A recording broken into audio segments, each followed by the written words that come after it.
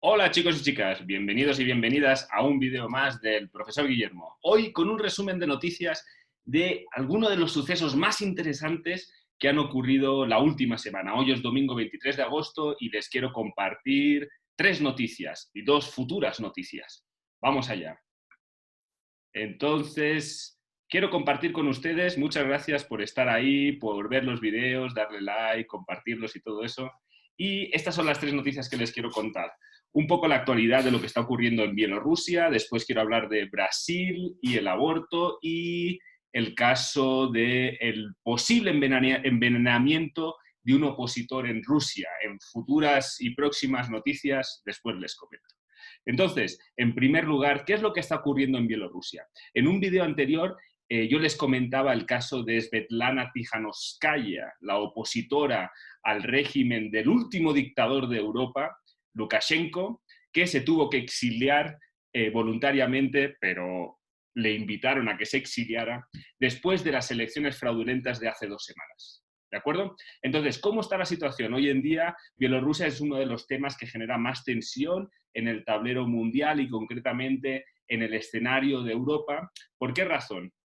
Porque la oposición no se rinde. Pese a toda la represión del gobierno, la oposición sigue en las calles. Hoy, domingo 23 de agosto, hemos presenciado, he estado atento de lo que ocurría y cientos de miles de bielorrusos y bielorrusas han salido a la calle una vez más pese al miedo y la represión feroz del gobierno de Lukashenko. En esta imagen de un artículo del País de hoy domingo 23 se puede ver un antiguo mural, relieve de la época soviética con el montaje del profesor Guillermo con la cara de Lukashenko, su bandera oficial del Estado de Bielorrusia y la bandera de la oposición, que en el video anterior sobre Svetlana Tijanovskaya yo le explicaba de dónde venía toda esta historia. Pues vamos a la actualidad, porque en otro video ya tenemos el contexto. Esto es la situación. Dos cosas les quiero comentar. La represión. El gobierno de Lukashenko sigue reprimiendo duramente a la oposición, que sigue en las calles. Desde hace una semana o más de una semana ya tenemos un fallecido en la represión, en las protestas en las calles, y actualmente sigue habiendo cientos, miles de detenidos en las cárceles que han denunciado maltrato, tortura. En el País hoy explicaban el testimonio de varios de los encarcelados que explican cómo le sometieron a torturas, explican el caso de una chica, una mujer que fue detenida y en un furgón policial le amenazaban con que iba a ser violada por los policías y por los soldados. Unos testimonios horrendos, como siempre, cuando hay represión política y falta de libertades políticas. Además, durante la semana han ocurrido muchas manifestaciones. Solo algo para que se hagan la idea de qué tan fuerte es la oposición. Hay un caso muy relevante de Lukashenko que trató de conseguir un poco de propaganda hacia el régimen y visitó una fábrica de tractores, una fábrica estatal de tractores, y los sindicalistas y los trabajadores de estas fábricas, que son prácticamente el corazón y las arterias del sistema postsoviético de Bielorrusia, en lugar de aclamar a su líder, lo que hicieron fue abuchearlo. Entonces, hay luchas en las fábricas, hay huelgas, hay sabotajes, hay represión en las calles, y esto preocupa mucho a la comunidad internacional, como vamos a ver ahora. Me remito a los testimonios que van a poder encontrar por internet. Es lamentable la situación y vamos a ver un poco cuál ha sido la reacción de la comunidad internacional en los últimos días. Bueno, pues aquí podemos ver en el punto 2 el tablero geopolítico. Tenemos dos actores internos, que es la oposición liderada por Svetlana Tijanovskaya, que ya ha creado un consejo de coordinación con el objetivo de unificar a toda esta protesta de la oposición, que era una protesta, un movimiento social, ¿sí?, civil, que no estaba articulado por partidos políticos, ni por sindicatos, ni por organizaciones. La han tratado de estructurar desde el exilio, Tijanovskaya, con el objetivo de poder tener un actor de interlocución y de negociación con el gobierno y también con los actores externos. Ahorita vamos con eso. Del lado del gobierno está Lukashenko, que, como le decía, habla de guerra civil, habla ya de amenaza exterior, ¿sí? Está movilizando las tropas, está preparándose para una respuesta incluso militar.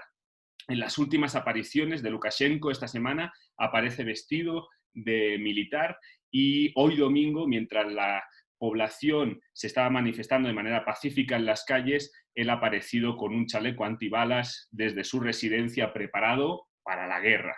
Bueno, estos son los términos en los que nos encontramos hoy en día.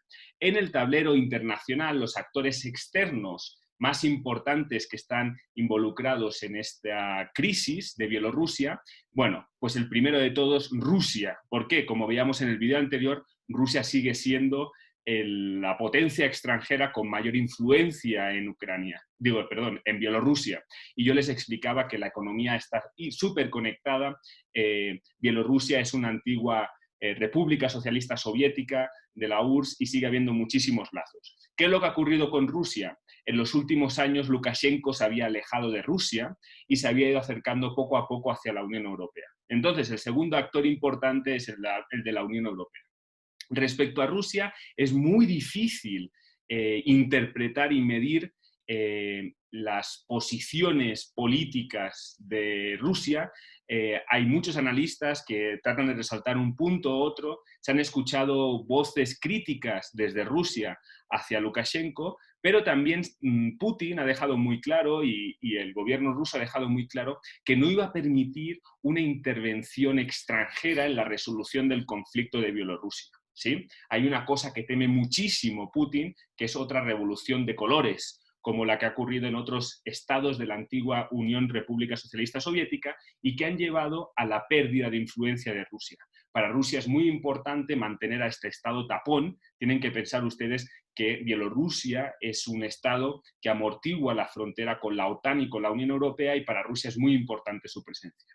Bueno, y del otro lado tenemos a la Unión Europea. La Unión Europea se había acercado a Bielorrusia desde el año 2016, de hecho le había ayudado financieramente a Lukashenko, habían llegado a acuerdo para los visados de los ciudadanos de Bielorrusia para que pudieran entrar en territorio comunitario, había existido un cierto acercamiento a la Unión Europea al mismo tiempo que Lukashenko se alejaba de Rusia.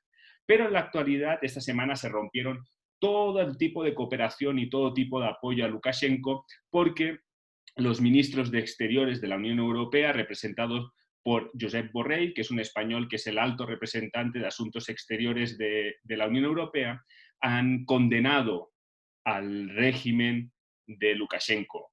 Están todos unidos por unanimidad, han dicho que las elecciones fueron fraudulentas, que hay que acabar con todo tipo de ayuda económica con este gobierno y que hay que sancionar a alguno de sus líderes embargando cuentas y demás, como han hecho con otro tipo de sanciones, como por ejemplo en Venezuela, ¿no?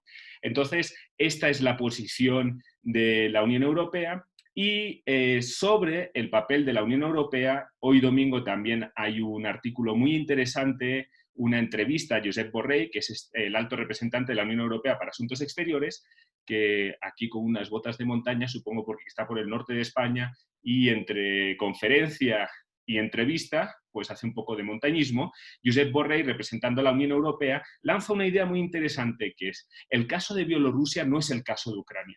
Fíjense, la Unión Europea, desde mi punto de vista, aprendió bastante bien de lo que ocurrió en Ucrania.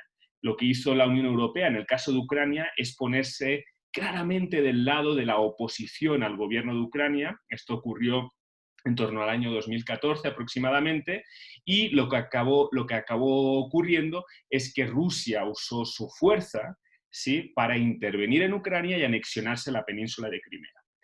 Aprendiendo de esta situación, la Unión Europea, la posición de la Unión Europea es Bielorrusia no tiene que convertirse en Ucrania. De hecho, esto es interesante, las manifestaciones de Bielorrusia no se ven banderas de la Unión Europea, lo que significa que no estamos ante la misma situación. Lo que está pidiendo la oposición en las calles no es unirse con la Unión Europea y unirse con la OTAN, lo que están pidiendo es unas elecciones libres para poder cambiar de presidente y llevar a una democracia de una Bielorrusia independiente. Quiero hacer un paréntesis aquí porque mi amigo Diego me compartió un artículo muy interesante, crítico, con todos estos tipos de revoluciones en las repúblicas socialistas soviéticas, que evidentemente lo que hace resaltar el artículo es no siempre hay que ponerse del lado de la oposición favoreciendo el bando de la Unión Europea, de la OTAN y de Estados Unidos, que lo que tratan de hacer es quitar gobiernos que pueden ser más afines a Rusia para conseguir gobiernos más afines a ellos. Evidentemente, la oposición puede ser instrumentalizada o puede ser canalizada hacia una salida de la crisis que favorezca a estos bandos. Pero, en cualquier caso, siempre tenemos que estar del lado de las manifestaciones pacíficas por los derechos humanos y por los derechos políticos. Pero nadie aquí son monjas hermanitas de la caridad. Todos están haciendo valer sus intereses y todos quieren que la crisis de Ucrania se resuelva hacia uno de los dos bandos, el bando de Rusia o el bando de la Unión Europea más la OTAN, incluyendo Estados Unidos y las potencias europeas. Bueno, pues en esta entrevista es muy interesante que Josep Borrell todo el tiempo está enfatizando que solo van a posicionarse a partir de un acuerdo o un diálogo con Rusia. No quieren posicionarse en el conflicto con una postura contraria a Rusia. Entonces, la entrevista empieza con esta llamada. Yes, Mr. Lavrov, que es el secretario de Exteriores, el ministro de Exteriores de Putin, que le habla por teléfono directamente a Borrell. ¿Por qué? Porque lo que le interesa es buscar una negociación para la salida de esta crisis.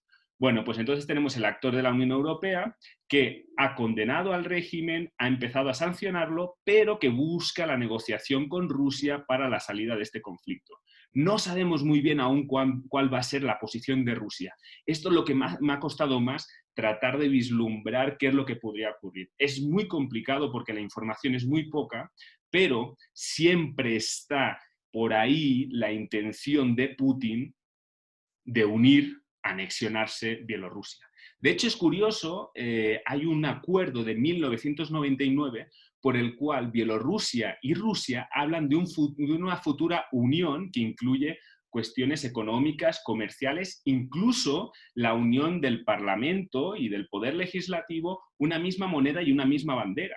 Lo que pasa es que este acuerdo había estado en paréntesis todo este tiempo y lo único que hace es mostrar esa voluntad de recuperar hegemonía y esa voluntad imperial de Rusia, ¿no?, con Putin, de tratar de asegurarse sus siempre antiguos aliados y conseguir más poder.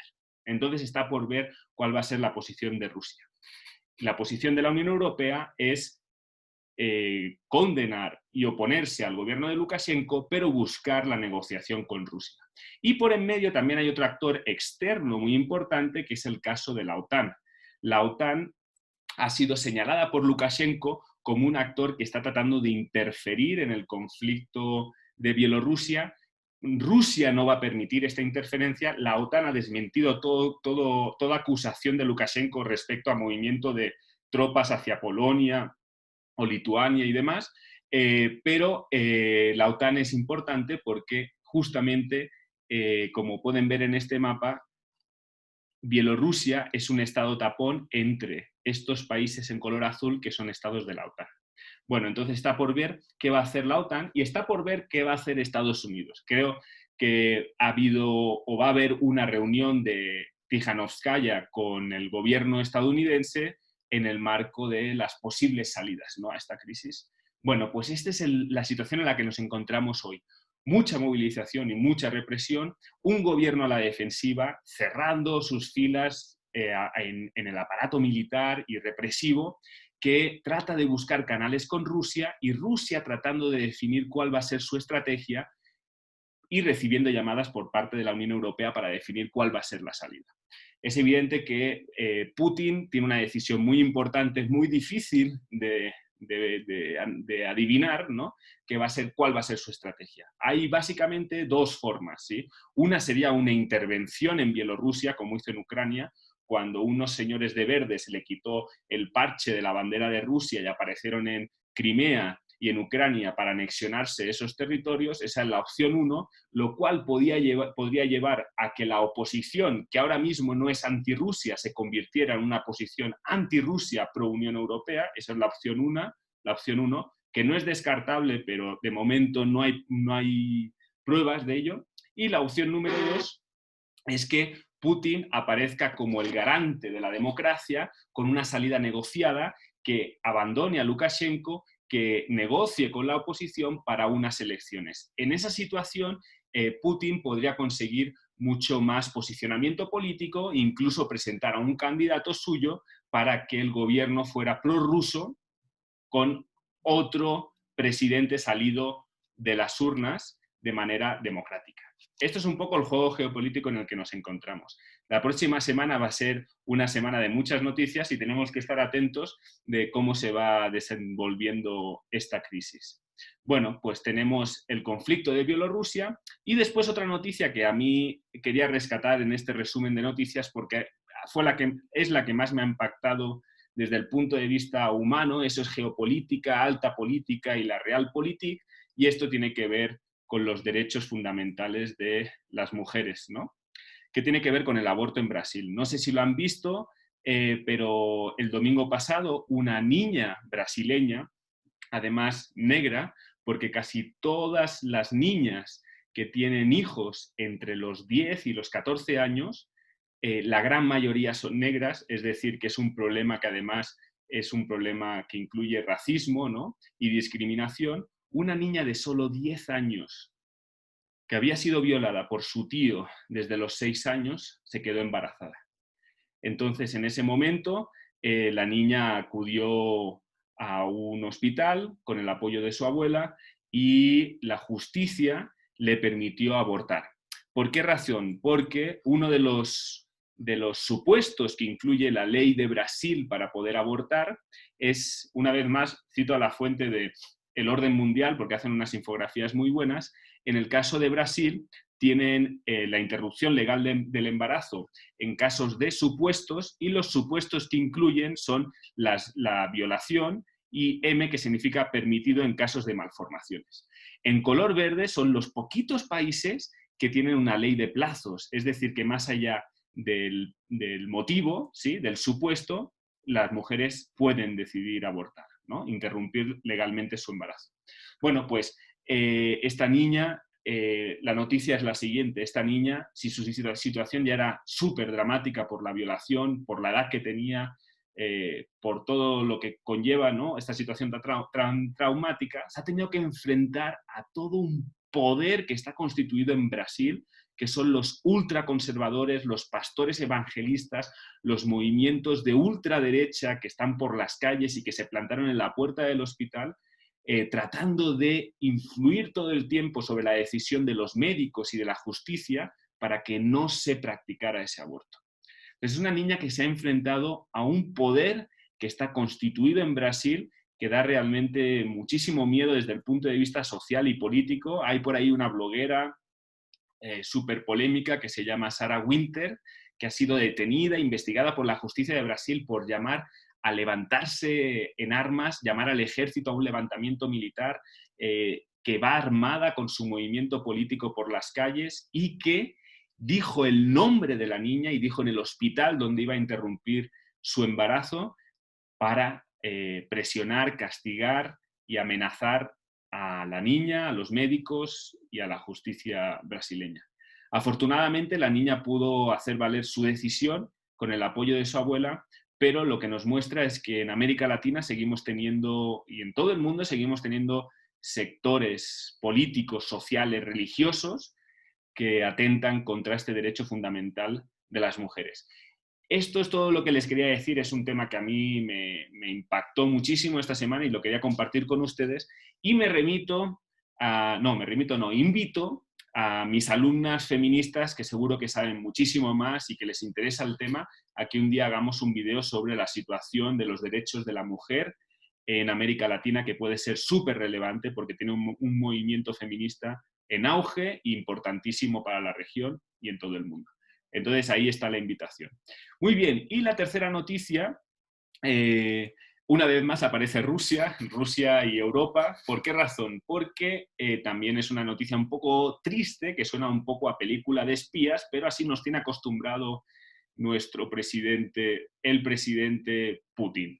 No sé si sabrán ustedes, pero desde hace varios años han salido a la luz casos de ciudadanos rusos, por ejemplo, un ex agente de la KGB o un espía doble, ¿sí? Que en Reino Unido, en los dos casos, el segundo fue en el caso de Reino Unido, en esta noticia de hace unos días en El País, hablan de este señor, Alexander Livyatienko, del Servicio de Seguridad ruso, y después un ex oficial de espionaje militar, Skripal, que fueron envenenados. ¿Por qué? Porque era una amenaza contra la seguridad de Rusia.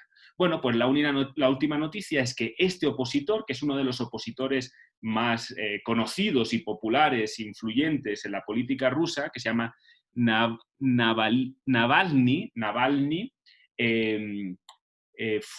parece que fue envenenado. Estaba viajando por Rusia y en un avión le dieron una taza de té. Enseguida se encontró mal, el avión tuvo que aterrizar, llegó a un hospital ruso y entonces la familia y todo el movimiento de oposición hizo una campaña internacional para que este opositor ruso fuera hospitalizado fuera de Rusia y garantizar su supervivencia, y al mismo tiempo una investigación que esclarezca cuáles fueron los motivos, quién fue el responsable, si fue envenenado o no. Hoy, domingo 23, el avión consiguieron la presión internacional desde diferentes países de Europa y del mundo. La presión internacional permitió que un avión hospitalizado, como de hospital, llevara a este opositor ruso a Berlín, donde ya está hospitalizado en un hospital y está en coma, y están por ver si va a poder sobrevivir y si se va a poder esclarecer los hechos para saber, una investigación para saber cuál fue el origen, si fue envenenado o no. Bueno, esta política me pareció impresionante porque es el tercer caso conocido, público, de este tipo de métodos, ¿no? de represión a la oposición, que suenan a película de espías, pero que está dentro del modus operandi, ¿no? de este régimen del presidente Putin. Bueno, esas son 3 noticias. Faltan otras noticias muy interesantes, sobre todo en América Latina, lo que está haciendo Guaidó y la oposición en Venezuela, Rafael Correa, que parece que va a poner su nombre en las próximas elecciones en Ecuador. Son cosas que me gustaría hablar un poquito en otro vídeo, y nada más para que sirva, para que sigan ahí conectados, para que vean qué interesantes los temas que vienen esta semana. Tenemos una noticia pendiente que ha ocurrido durante toda esta semana, que es un golpe de Estado en Mali. Es muy interesante porque nos va a permitir analizar a profundidad un poco el contexto histórico reciente de Mali, los problemas que se viven en África actualmente, ¿no? de poder militar, yihadismo y sobre todo el tablero geopolítico, es decir, cómo actúan las potencias extranjeras, ¿sí? respecto a los conflictos y los gobiernos y los golpes de Estado, los cambios que hay en África. Lo vamos a trabajar esta semana y ya verán que va a estar súper interesante. Y el súper tema, que ya llevamos una semana con esto, que es México corrupto. Ustedes saben el caso Lozoya, ¿no? La declaración filtrada. Yo llevo unas 10 páginas leídas, estoy tratando de documentarme al máximo. Es una noticia que estoy postergando a sentirme confiado en el análisis del tema. Espero invitar a una experta en temas de política mexicana y creo que es un tema que tendremos que abordar en un solo vídeo y a profundidad para ver todos los asuntos que están saliendo. Si esta semana siguen saliendo videos y nombres, se nos van a atragantar los chiles en nogada. O no, porque ya lo tenemos muy digerido. Pero bueno, tendremos que hablar de México. Bueno, pues esas son algunas noticias que ocurrieron esta semana y algunas futuras noticias que durante estas semanas les quiero ir compartiendo. Muchas gracias por estar ahí. Si tienen, infórmense más, sigan buscando información y gracias, adiós.